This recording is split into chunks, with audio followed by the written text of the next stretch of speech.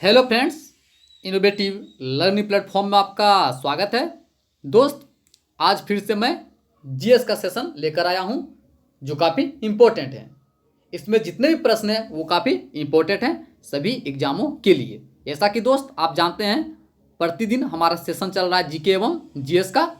तो दोस्त, जितने भी फ्रेंड हैं वो हमारे साथ जुड़ जाएं और हमारा जो सेशन है उसका एंजॉय करें और इसका लाभ उठाएं। तो ठीक है दोस्त, चलते हैं आज का पहला प्रश्न। किसकी उपस्थिति के कारण पीतल का रंग हवा में फीका हो जाता है? तो दोस्त, हाइड्रोजन सल्फाइड, जो हाइड्रोजन सल्फाइड होते हैं उसके उपस्थिति के कारण पीतल का जो रंग होता है वो क्या होता है, हवा में फीका हो जाता है। क्यों होता है दोस्त? क्योंकि ऑक्सीजन के कारण, जो ऑक्सीजन होते हैं उसके कारण पीतल का जो रंग होता है वो क्या होता है, वो जो होता है कलर, वो क्या होता है, थोड़ा सा फीका हो जाता है, पेल टाइप का हो जाता है। आप ध्यान रखिएगा, उसका जो कलर होता है क्या होता है दोस्त, फीका पड़ जाता है। तो आप ध्यान रखिएगा, किसकी उपस्थिति के कारण पीतल का रंग हवा में फीका होता है दोस्त, तो वो होता है हाइड्रोजन सल्फाइड। तो इसका आंसर क्या है दोस्त, हाइड्रोजन सल्फाइड। ठीक है दोस्त, चलते हैं प्रश्न नंबर 2। प्रश्न नंबर 2 क्या है दोस्त, माइका क्या होता है? तो दोस्त, माइका जो होता है वो क्या होता है? माइका जो होता है उष्मा का सुचालक और विद्युत का कुचालक होता है। क्या होता है दोस्त, माइका, जिसे आप अब्रक भी बोलते हैं। जैसा कि आप सभी जानते हैं, अब्रक का उत्पादन में भारत विश्व में 1 नंबर स्थान पर है। क्या है दोस्त, भारत जो है अब्रक के उत्पादन में 1 नंबर स्थान पर है। तो माइका जो होता है क्या होता है, माइका विद्युत का होता है कुचालक और उष्मा का सुचालक। तो आप ध्यान रखिएगा, माइका क्या होता है दोस्त, माइका जो होता है उष्मा का सुचालक होता है और विद्युत का कुचालक। ठीक है दोस्त, तो इसका आंसर क्या था, उष्मा का सुचालक और विद्युत का कुचालक। ठीक है दोस्त, चलते हैं प्रश्न नंबर 3। कौन सा तरल पदार्थ उष्मा का सुचालक होता है? तो दोस्त, जो पारा होते हैं वो उष्मा का सुचालक होता है। जैसा कि आप सभी जानते हैं, पारा क्या है, पारा दोस्त, पारा धातु होते हैं, पारा धातु होते हैं। तो धातु का गुण होता है कि वो हमेशा ठोस अवस्था में पाया जाता है। धातु प्रायः हमेशा जो होता है वो ठोस अवस्था में पाया जाता है, परंतु पारा एक ऐसा धातु है जो तरल अवस्था में पाया जाता है। तो आप ध्यान रखिएगा, कौन सा तरल पदार्थ उष्मा का सुचालक होता है दोस्त, तो वह है पारा। कौन है दोस्त, पारा, जिसका सूत्र क्या होता है दोस्त, जिसका जो रासायनिक सूत्र होता है वो क्या होता है, Hg। क्या होता है दोस्त, Hg। आप ध्यान रखिएगा, पारा, जो हमारे थर्मामीटर होते हैं उसमें पारा का ही उपयोग किया जाता है। तो आप ध्यान रखिएगा दोस्त, यदि आपसे पूछे कौन सी धातु द्रव अवस्था में पाई जाती है तो वो है पारा। अगर धातु की बात की जाए तो पारा, परंतु आपसे पूछे कि कौन सी धातु द्रव अवस्था में पाई जाती है तो वो है ब्रोमीन। ध्यान रखिएगा, यदि आपसे पूछे धातु, तो धातु में तो आप बता ही चुके हैं Hg, पारा, परंतु आपसे पूछा धातु तो कौन सा है दोस्त, ब्रोमीन।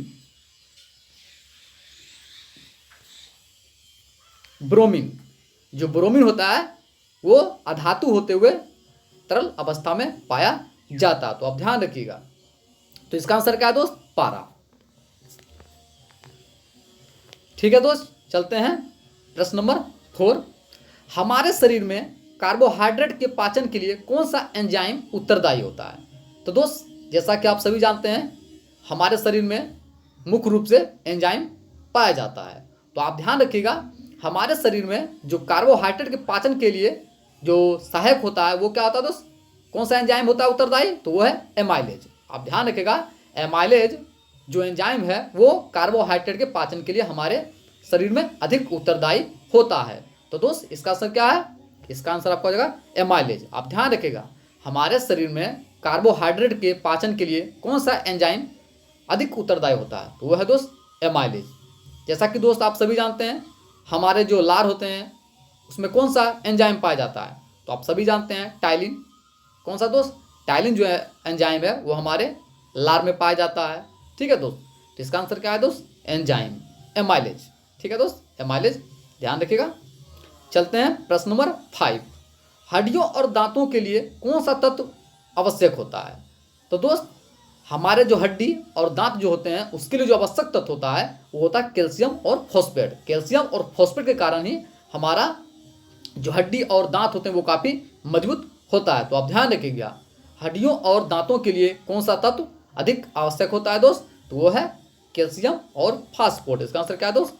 कैल्शियम और फास्फोरेट। ठीक है दोस्त, जैसा कि आप सभी जानते हैं कैल्शियम हमें दूध से अधिक मात्रा में प्राप्त होता है। यदि आप दूध की सेवन करते हैं तो आपको कैल्शियम की मात्रा आपके शरीर में अधिक प्रोडक्शन होते रहेगा, उत्पादन उसका होते रहेगा। तो आप ध्यान रखिएगा, हमारे जो हड्डी और दांत के लिए जो कौन सा तत्व आवश्यक होता है दोस्त? तो वो है कैल्शियम और फास्फोरेट। साथ ही दोस्त जो फ्लोरीन होते हैं, फ्लोरीन के कारण जो हमारे दांतों में क्षय लगता है वो किसके कारण होता है? तो वो होता है फ्लोरीन के कारण। आप ध्यान रखिएगा, यदि आपसे पूछे कि हमारे दांतों में जो क्षय होने का कारण होता है, जो हमारे दांत पीले होते हैं वो किसके कारण होते हैं? तो वो होते हैं फ्लोरीन के कारण। ठीक है दोस्त, साथ ही दोस्त जैसा कि आप सभी जानते हैं जो हमारे दांतों से जो बाष्प आती है, हमारे मुंह से जो बाष्प आती है वो किसके कारण होती है? तो दोस्त वो होती है स्कर्विक जो बीमारी होती है उसके कारण ही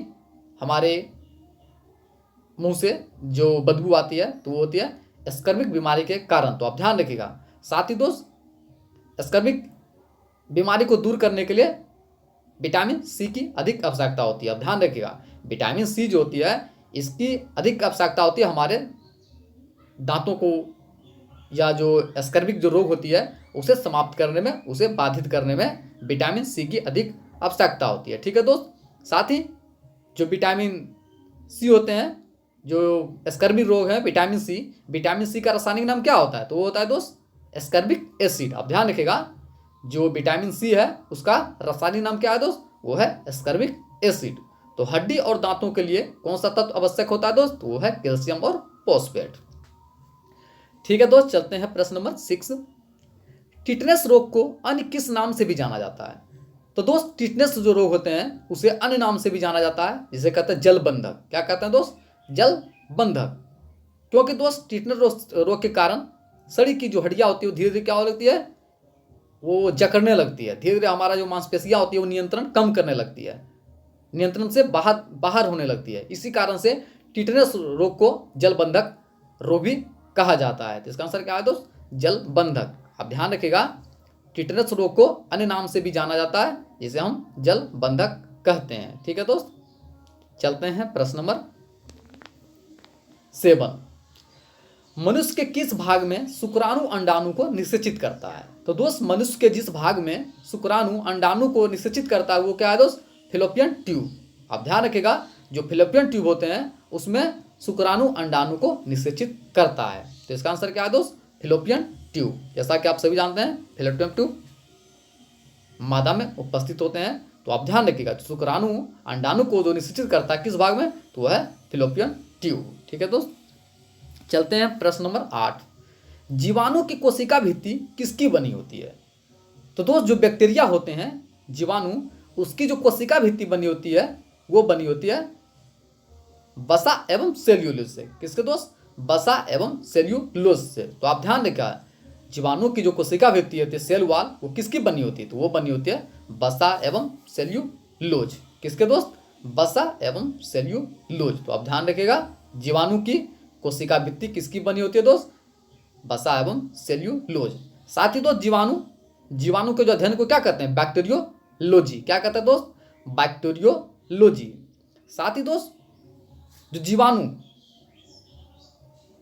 जो जीवाणु दूध को दही जमने में जो आवश्यक होते हैं वो कौन सी जीवाणु होती है? तो दोस्त वो होती है लैक्टोबैसिलस। आप ध्यान रखिएगा, कौन सा जीवाणु दूध को दही जमाने में उपयुक्त होता है या प्रयुक्त होता है? तो वो है लैक्टोबैसिलस। कौन था दोस्त? लैक्टोबैसिलस। इसका आंसर क्या है दोस्त? वसा एवं सेल्यूलोज। ठीक है दोस्त, चलते हैं प्रश्न नंबर 9। 1 जूल कितने के बराबर होता है? तो दोस्त 1 जूल जो बराबर होता है वो होता है 10⁻7 अर्घ के। किसके दोस्त? 10⁻7 अर्घ। 1 जूल कितने के बराबर होता है दोस्त? 10⁻7 अर्घ। तो आप ध्यान रखिएगा, 1 जूल कितने के बराबर होता है दोस्त? 10⁻7 अर्घ। तो इसका आंसर क्या है दोस्त? 10⁻7 अर्घ। ठीक है दोस्त, चलते हैं प्रश्न नंबर 10। हृदय की धड़कन नियंत्रित करने के लिए कौन सा खनिज आवश्यक होता है?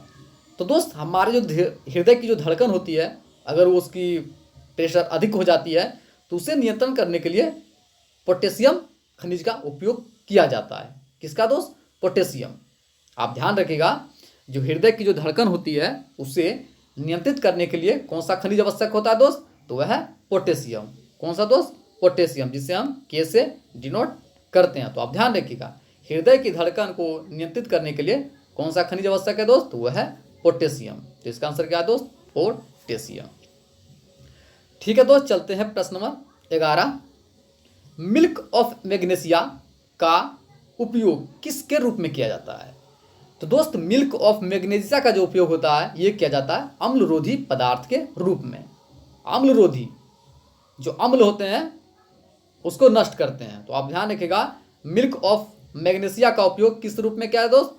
कि अम्लरोधी के रूप में, जिससे आप एंटासिड के रूप में होते हैं, एंटासिड होती है ना, उसी प्रकार से ये उपयुक्त होता है। तो आप ध्यान रखिएगा, मिल्क ऑफ मैग्नीशिया का उपयोग किस रूप में किया जाता है दोस्त? ये किया जाता है अम्लरोधी पदार्थ के रूप में। साथ ही दोस्त मिल्क ऑफ मैग्नीशिया का सूत्र क्या होता है? ये होता है दोस्त MgOH। क्या होता है दोस्त?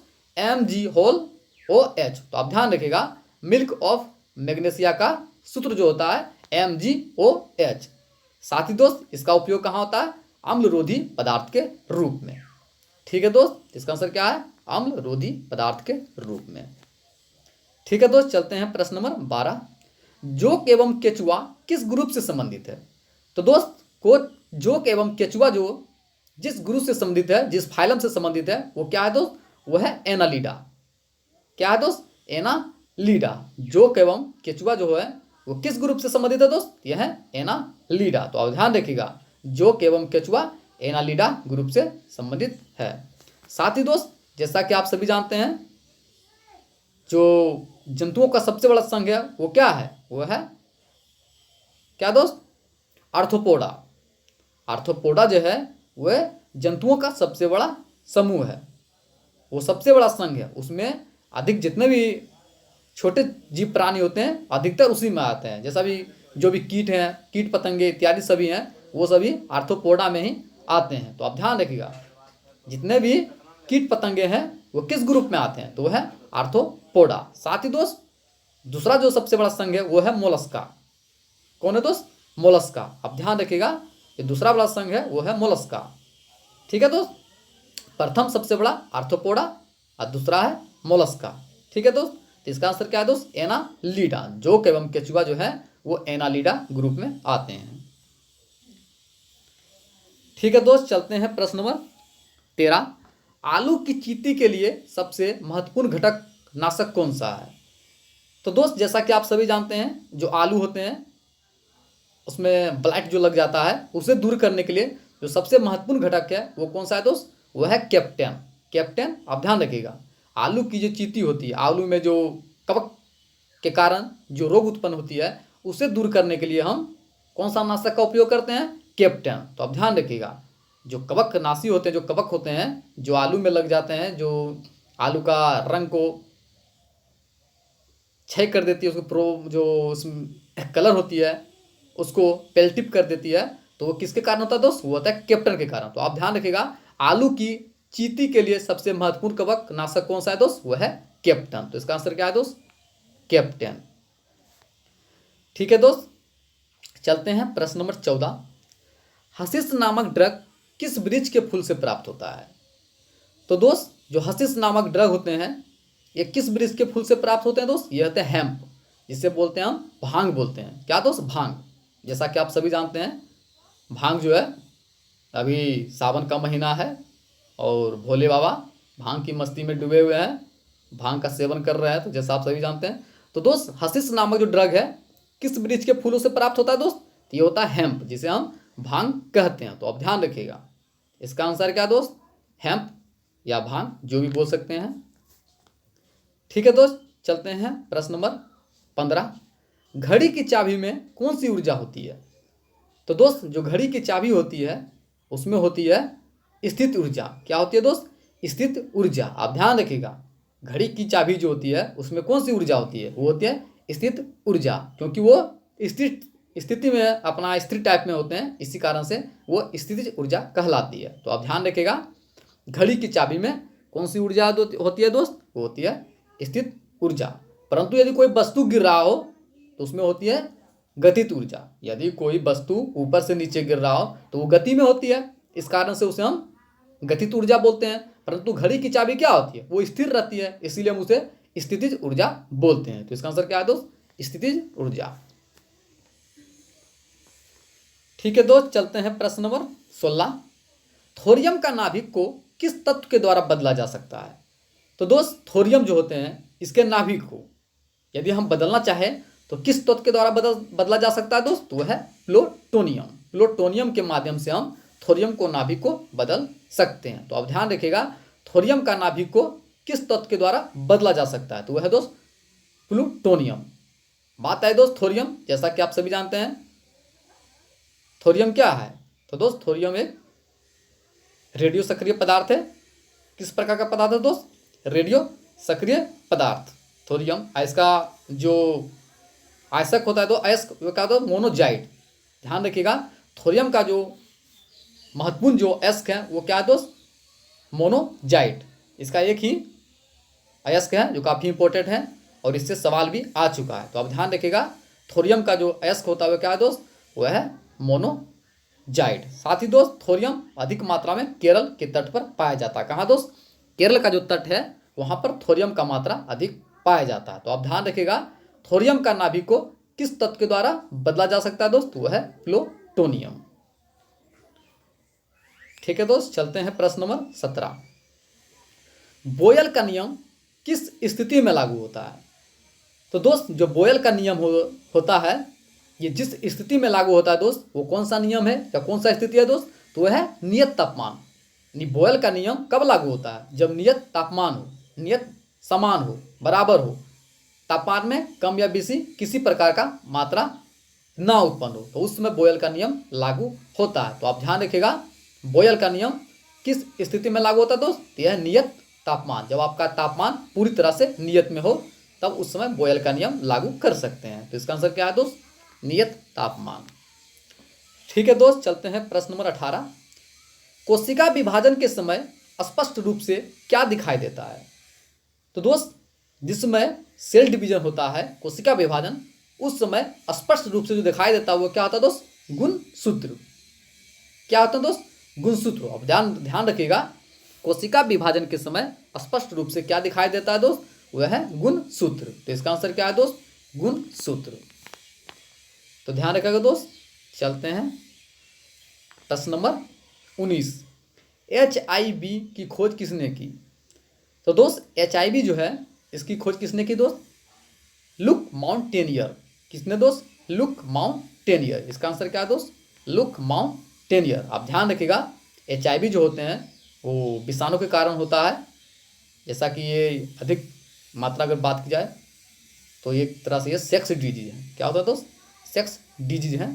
तो अब ध्यान रखिएगा, HIV की खोज किसने की दोस्त? ये किया है लुक माउंटेनियर। किसने दोस्त? Look mountaineer. किसके कारण होता है दोस्त? ये होता है विषाणु के कारण। अब ध्यान रखिएगा, यदि आपसे एग्जाम में पूछे कि HIV का जो वाहक है वो क्या है, तो वो मुख्यतः है दोस्त विषाणु। अब ध्यान रखिएगा, उसका जो कैरियर होता है वाहक, वो क्या है दोस्त? विषाणु। तो HIV की खोज किसने की दोस्त? Look mountaineer. ठीक है दोस्त, चलते हैं प्रश्न नंबर 20। दूध किसका उदाहरण है? तो दोस्त जो दूध होते हैं वो होते हैं इमल्सन, जिससे हम पायस भी बोलते हैं, पायस भी बोल सकते हैं। तो दूध किसका उदाहरण है दोस्त? यह है इमल्सन का उदाहरण। अब ध्यान रखिएगा, दूध किसका उदाहरण है दोस्त? इमल्सन का। तो इसका आंसर क्या है दोस्त? इमल्सन। ठीक है दोस्त, साथ ही दोस्त दूध में अधिक मात्रा में कैल्शियम की मात्रा पाई जाती है, प्रोटीन भी अधिक मात्रा में पाई जाती है। तो अब ध्यान रखिएगा, दूध किसका उदाहरण है दोस्त? इमल्सन का। ठीक है दोस्त, चलते हैं प्रश्न नंबर 21। एमाइड को किस अभिक्रिया द्वारा एमाइनों में बदला जा सकता है? तो दोस्त एमाइड जो होते हैं उसे किस अभिक्रिया द्वारा एमाइनों में बदला जा सकता है दोस्त? वो है हॉफमैन। हॉफमैन अभिक्रिया के द्वारा हम एमाइड को एमाइन में बदल सकते हैं। तो इसका आंसर क्या है दोस्त? हॉफमैन। ध्यान रखिएगा दोस्त, एमाइड को एमाइन, जो एमाइड होते हैं उसे हॉफमैन अभिक्रिया के द्वारा एमाइनों में बदल सकते हैं। तो आप ध्यान रखिएगा। ठीक है दोस्त, और मुझे उम्मीद है दोस्त कि आप लोगों को ये सेशन काफ़ी पसंद आ रहा होगा, और जितने भी फ्रेंड हैं वे हमारे सेशन को शेयर भी कर दिए होंगे। ठीक है दोस्त, तो चलते हैं दोस्त प्रश्न नंबर 22। अस्थायी चुंबक किसके द्वारा बनाया जाता है? तो दोस्त जो अस्थायी चुंबक होते हैं ये किसके द्वारा बनाया जाता है दोस्त? यह है इस्पात। इस्पात के द्वारा अस्थायी चुंबक को बनाया जाता है। तो आप ध्यान रखिएगा, अस्थायी चुंबक किसके द्वारा बनाया जाता है दोस्त? यह है इस्पात। परंतु यदि पूछे आपसे अस्थायी चुंबक किसके द्वारा बनाया जाता है, तो वह है नर्म लोहा। किसके द्वारा दोस्त? नर्म लोहा। अब ध्यान रखिएगा, अस्थायी चुंबक तो हो गया इस्पात, परंतु आपसे पूछे अस्थायी, अस्थायी पूछे तो क्या है दोस्त? यह आपको हो जाएगा नर्म लोहा। ठीक है दोस्त, तो अस्थायी चुंबक इस्पात के द्वारा और अस्थायी चुंबक नर्म लोहे के द्वारा। ठीक है दोस्त, इसका आंसर क्या है? इस्पात। देखते हैं प्रश्न नंबर 23। ज्योति फ्लक्स का मात्रक क्या है? तो दोस्त जो ज्योति फ्लक्स होते हैं उसका मात्रक होता है ल्यूमेन। क्या होता है दोस्त? ल्यूमेन। काफी इंपॉर्टेंट सवाल है, ध्यान रखिएगा। ज्योति जो फ्लक्स होते हैं उसका मात्रक होता है ल्यूमेन। क्या दोस्त? ल्यूमेन। साथ ही दोस्त जो भी इंपॉर्टेंट मात्रक है उन्हें भी याद कर लें। जैसे दोस्त बल का मात्रक क्या होता है? तो बल का मात्रक होता है न्यूटन।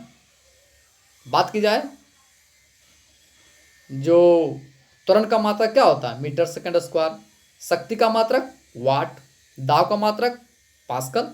तो जितने भी इंपॉर्टेंट मात्रक हैं उन्हें याद कर लें, क्योंकि यहाँ से सवाल अक्सर एग्जाम में पूछे जाते हैं। तो ठीक है दोस्त, तो ज्योति फ्लक्स का मात्रक क्या है दोस्त?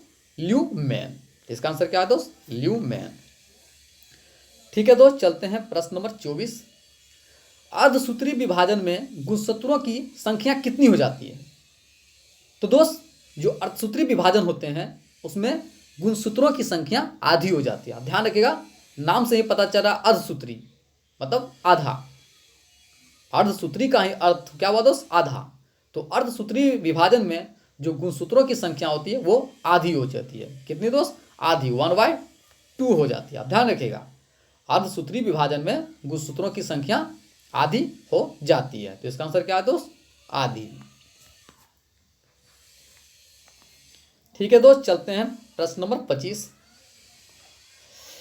मानव शरीर में जल की कमी के कारण कौन सा रोग होता है? तो दोस्त मानव शरीर में यदि जल की कमी हो जाए तो इससे होता है डिहाइड्रेशन। क्या होता है दोस्त?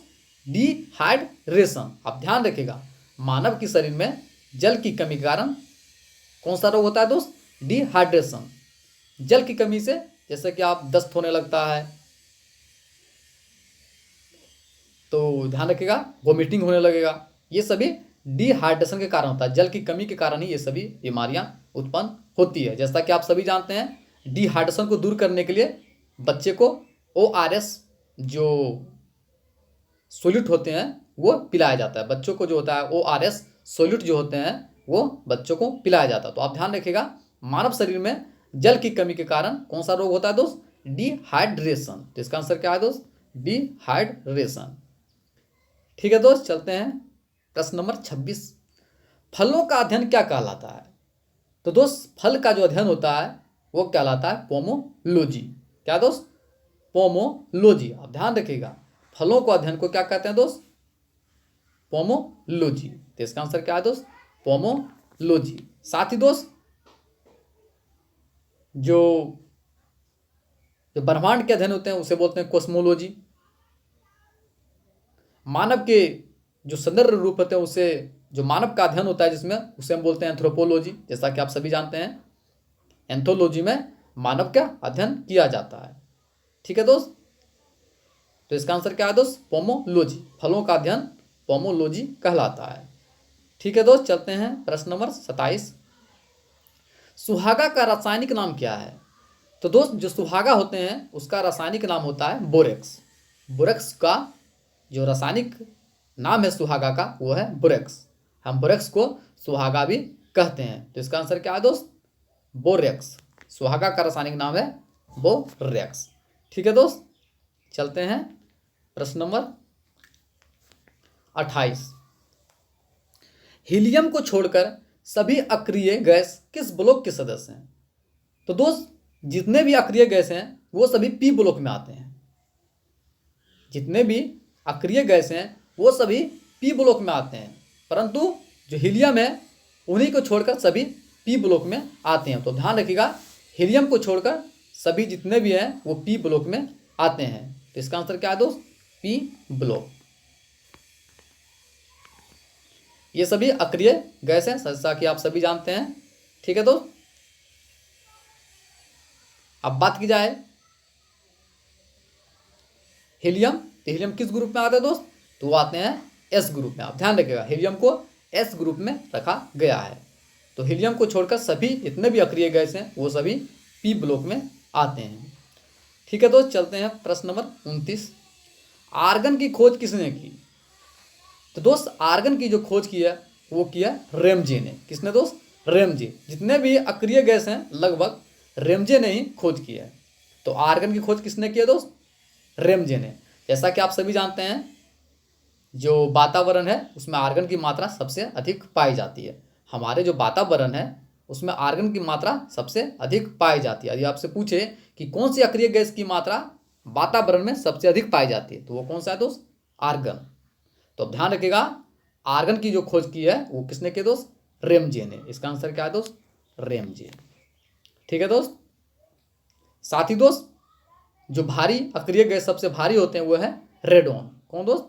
रेडोन जो है वो सबसे भारी अक्रिय गैस है और वो वातावरण में पाया ही नहीं जाता है। यदि आपसे पूछे कि कौन सा अक्रिय गैस वातावरण में नहीं पाया जाता तो वह है रेडोन।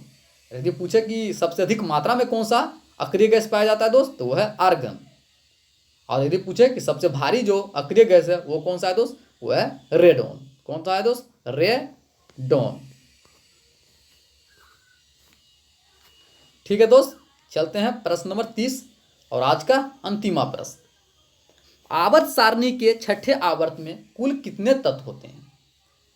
तो दोस्त आवर्त सारणी के जो छठे आवर्त होते हैं उसमें कुल कितने तत्व होते हैं दोस्त? 32। जैसा कि आप सभी जानते हैं, इसे याद करने का जो बेस्ट ट्रिक या इसे समझ सकते हैं वो क्या है? 2, 8, 8, 18, 18, 32 इस तरह करके आप समझ सकते हैं। क्या होता है दोस्त? 2, 8 पहले आवर्त में 2, सेकेंड आवर्त में 8, थर्ड आवर्त में भी 8, फोर्थ आवर्त में 18, फिफ्थ आवर्त में 18 और जो छठे आवर्त होते हैं उसमें होता है 32। कितने दोस्त? 32। तो आप ध्यान रखिएगा, आवर्त सारणी के छठे आवर्त में कुल कितने तत्व होते हैं? तो 32। आप इस तरह से ध्यान रख सकते हैं। ठीक है दोस्त, तो इसका आंसर क्या है दोस्त? 32। जैसा कि दोस्त आप सभी जानते हैं आवर्त की संख्या कितनी है? कुल 7 है। और पूछे आपसे कि समूहों की संख्या कितनी है तो वो है 18, जिसे हम वर्ग भी बोलते हैं।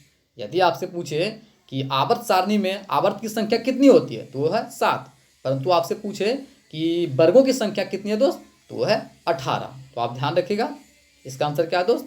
32। ठीक है दोस्त, मुझे उम्मीद है कि आज का सेशन आप लोगों को काफ़ी पसंद आया होगा, क्योंकि दोस्त इसमें जितने भी प्रश्न थे साइंस के वो काफ़ी इंपॉर्टेंट थे। और लगभग मान लीजिए कि इसमें जितना भी सवाल था वो प्रीवियस ईयर का ही है। इसमें जितने भी सवाल है वो अक्सर एग्जाम में पूछे जाते हैं और पूछे गए हैं और उम्मीद है कि आगे भी पूछा जाएगा। ठीक है दोस्त, साथ ही दोस्त हमारे जो वीडियो हैं यदि आपको पसंद आया हो तो कृपया हमारे चैनल को सब्सक्राइब कर लें जो नए फ्रेंड हैं, साथ ही साथ शेयर भी करें और लाइक भी करें और कमेंट भी करें। साथ ही साथ हमें फीडबैक भी दें ताकि हम मोटिवेट हो सकें और आपके लिए बेस्ट से बेस्ट कंटेंट ला सकें। और दोस्त मैं बताना चाहता हूं कि यदि आप हमारे जो पुराने वीडियो हैं वो नहीं देखे हैं तो कृपया हमारे चैनल पर जाएं और उस वीडियो को देखें। ठीक है दोस्त, ताकि आपको अधिक से मात्रा में लाभ हो सके और इसका फ़ायदा उठा सकें और एग्ज़ाम में आप अच्छे मार्क ला सकें और सफल हो सकें। ठीक है दोस्त, थैंक यू सो मच।